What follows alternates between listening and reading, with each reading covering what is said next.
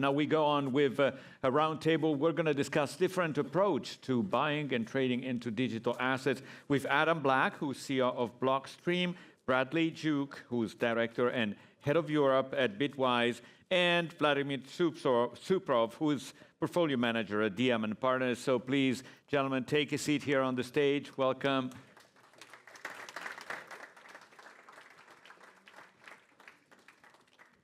Welcome.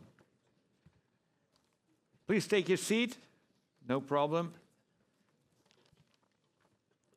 Well, Adam, let me start with you because all the guys here in the room, they know that there's different approaches on, investing in digital assets. What do you think are the alternatives here, and how can you introduce this scenario? Well, there are a few different ways. Historically, of course, to buy or mine Bitcoin, but since the introduction of ETFs, that's a simple approach, is to buy an ETF. There are also, since Michael Saylor introduced the phenomena of a Bitcoin treasury company, there are treasury company shares you can buy, which have a different risk trade-off. Of course, there are also UCITS and other vehicles, and hedge funds. Okay, what are the pros and cons, and how do you see the alternatives now? Well, I mean, Bitcoin itself is already quite volatile, which is presumably, it's around the uncertainty of the investor in handling the volatility. But the ETFs will generally, obviously track Bitcoin price and have a small annual fee. Whereas the treasury companies and UCITS are active strategies. The treasury companies is using the capital markets to increase Bitcoin per share. That's their objective. Some of the hedge funds and active products are making more directional bets. So I think you have increased volatility risk around some of those products, but also upside potentially above Bitcoin, the asset class, using Bitcoin as a kind of hurdle rate for those products. Right. Why not buying directly? Many might question. Well, I think the hope there is that the Bitcoin treasury companies hope to achieve a higher return than Bitcoin over the long term, but they have, exhibited higher volatility because they trade above and below Bitcoin over time. I see. Bradley, what's your view on how to move around within these alternatives? Well, I think a starting point is the investor's risk appetite. It depends what they want to achieve. It depends on their time horizon, and of course, as Adam mentioned, investing in a Bitcoin treasury company, DAT, can bring outperformance, but it comes with with greater performance comes greater risk.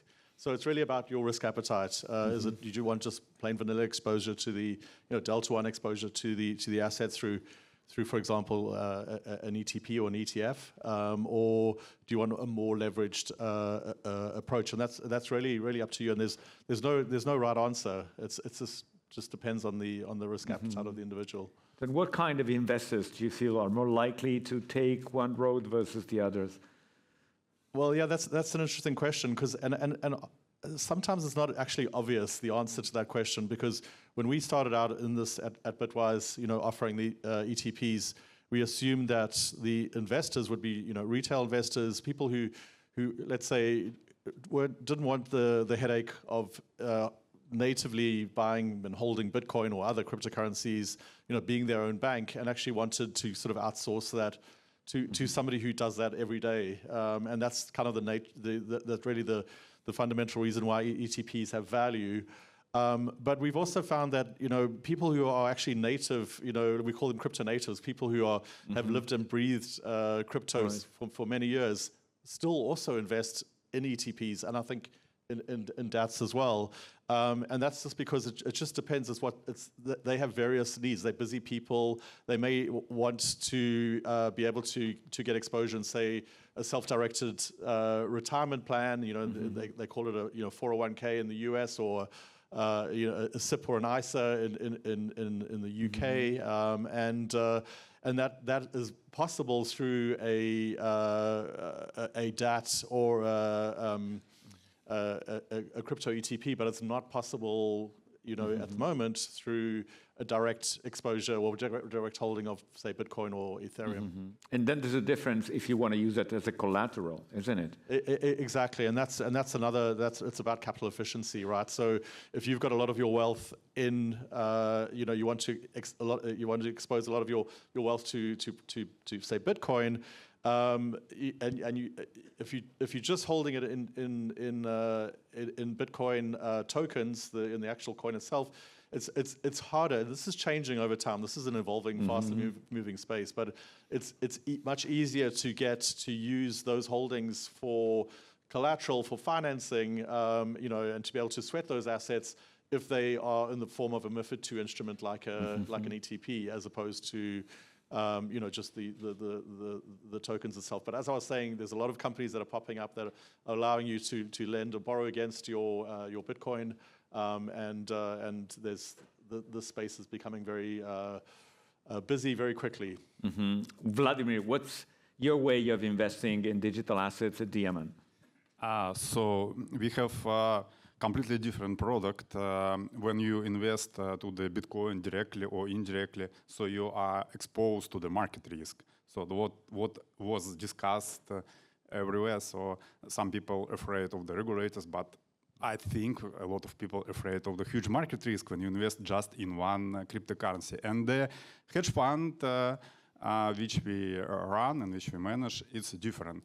So we invest in crypto trying not to be exposed to the market risk. How do we achieve this?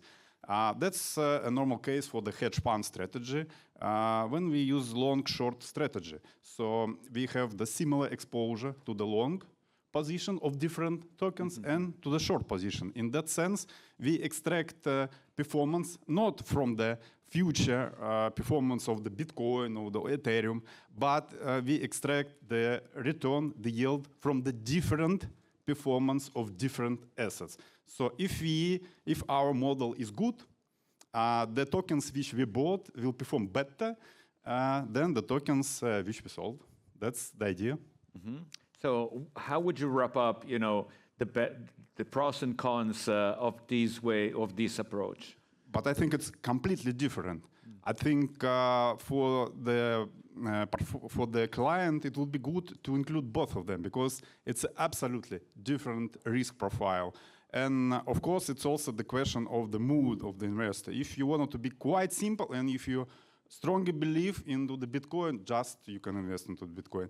If you have something more interesting, if you believe that the strategy which we run based on the quantitative research can extract value not depending on the performance of so we really don't depend at all. And you want to try with us, that's a different approach. But generally speaking, I think both of them has to be included into the portfolio. Oh, Bradley, what do you make of that? Yeah, I think. Look, the space, as I mentioned earlier, and as Hunter mentioned in his previous keynote, is evolving very quickly, and that's the same thing. For the investors out there, they're becoming more sophisticated, they're becoming more interested, and also as more wealth moves on chain, there's more demand for products. I mean, this is why stablecoins is actually really changing the way people invest, because it's bringing, with more wealth on chain, people want. The demand for stablecoin goes up because then it's a gateway to other investment products, and at Bitwise, that's our product offering has evolved to address this. We announced recently that we are launching vault products. So these are risk-curated vaults where people can get exposure to DeFi returns, and they can get additional yield above and beyond just the let's say the Delta One exposure to Bitcoin. And also we have a very large staking business as well. So for people, holders of proof of stake assets like Ethereum and Solana, they want to maximize the yield from that. And so these businesses have grown, and they've appeared really gone from zero to very large businesses in a very short space of time. Which proves what Vladimir was saying, that people want a variety of different approaches, in the investment strategy. Vladimir, if I understand well, that's kind of a market neutral strategy. So you don't need to be directional with that kind of strategy.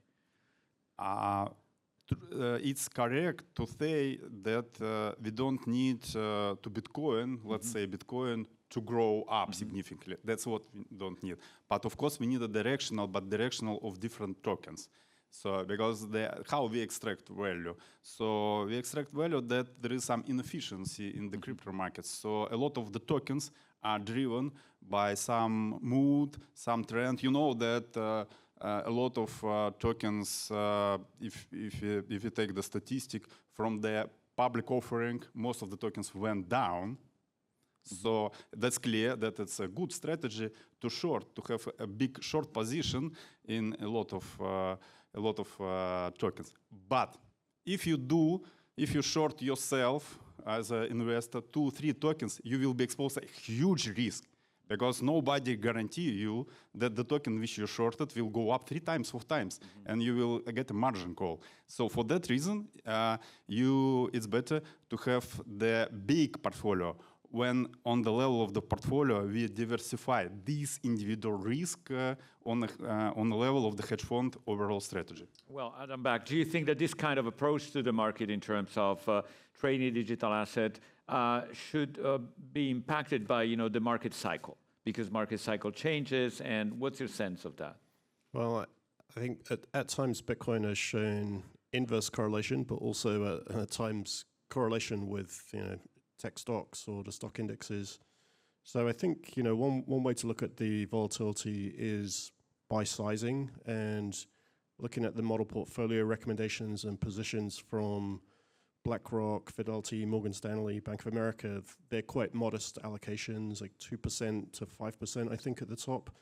So from that point of view, you could just buy the underlying or a Bitcoin treasury stock if you think the kind of MNAV, the market cap to Bitcoin NAV value is attractive at an entry point. I think also as the markets in the derivatives around Bitcoin, the options markets mature and get longer duration, it could be attractive to construct principal protected notes which limit the downside, either no downside or 20% downside, and try to capture as much remaining upside as they can. Of course, that's going to have less upside participation. So delta neutral strategies are also interesting, either with risk or without. But I guess there's always a trade-off. You could miss out on some upside, certainly with a principal protected note, and maybe with some delta neutral strategies, while they are an interesting alternative source of return. Yeah, these, Bradley, are remarkable aspects given what's happening in the market. The Bitcoin has lived kind of a semester of kind of very high pressure, from the highs, 125,000 and so on, to the current level in trading. Even though, quite surprisingly, there was a rebound lately, with the war, and apparently it was more risk-off, but crypto assets and also Bitcoin rebounded. So what do you make of what's happening, and also in terms of the approach on trading digital assets? That's a really good question. Look, I've been, for those of us who've been in this industry for quite a while, we've been through quite a few cycles, and you get used to the volatility. I mean, incidentally, we track the volatility of Bitcoin over time, and it's definitely comes down as adoption grows. It's down at the moment. It's lower than the volatility of Bitcoin is lower than Nvidia. So that's trending down over time. But yeah, look, I think the sell-off we've spoken about many times, and you may have read about the 10/10, the October 10th tweets from Trump that actually started the sell-off.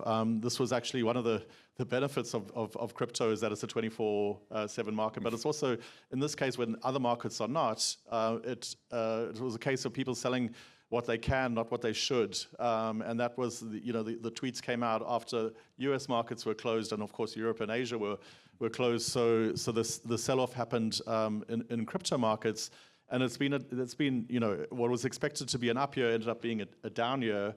But looking today and seeing, the stability has sort of returned, and there's in terms of, and as you mentioned, it is Bitcoin price of Bitcoin is trending up at the moment, and it feels like, a lot of investors, when we go to meetings, people say, oh well, this was last year. Bitcoin is now over 100,000. We've missed the boat. Well, the good news is the boat has come back to shore, so you can get on now. But it feels like it's actually it happened in the past many times. At least 4 times crashes, Bitcoin crashes, and then new highs in months or even years. But it happened in the past. And it's not like magic asset.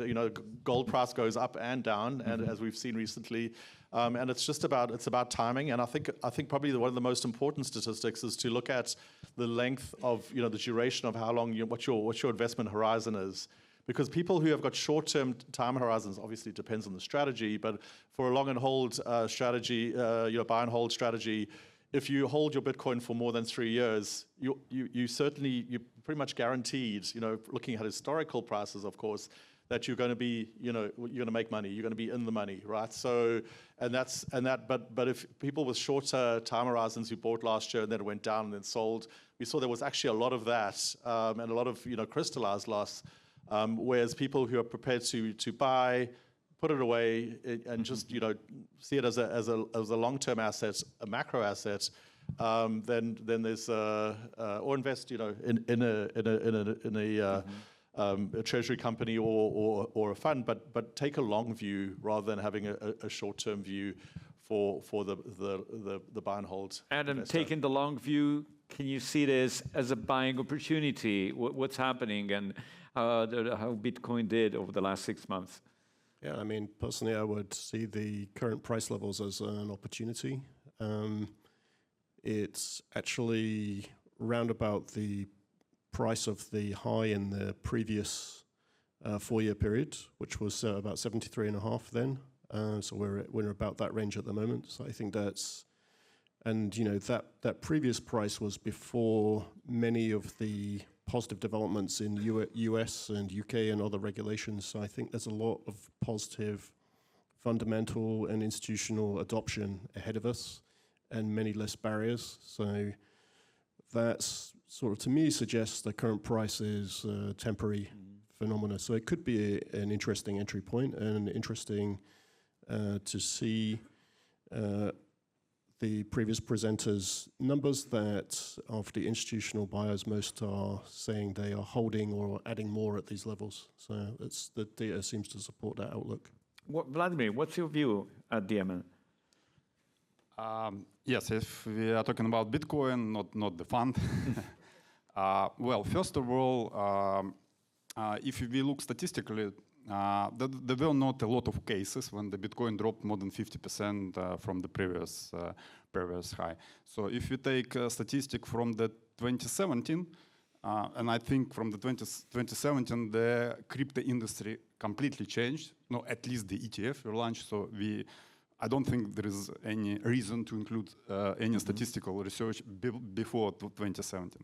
So we have a couple of cases of the Bitcoin drop more than 50%. And what was the recovery time in case we dropped the 50%? The most fast recovery occurred in 150 days. So that is your optimistic scenario. If you buy Bitcoin today, that in 150 days, the price will recover and you will double your investments into Bitcoin. And the most pessimistic case was 1,000 days. So you would need to wait 3 years. So that's up to you. Of course, the statistic cannot say the future, but that's up to you. 150 optimistic, 150 optimistic, 1,000 days pessimistic for recovery. Well, indeed, and Bradley, remember that 3 years is kind of the time horizon that can give some kind of guarantee to be back in the money.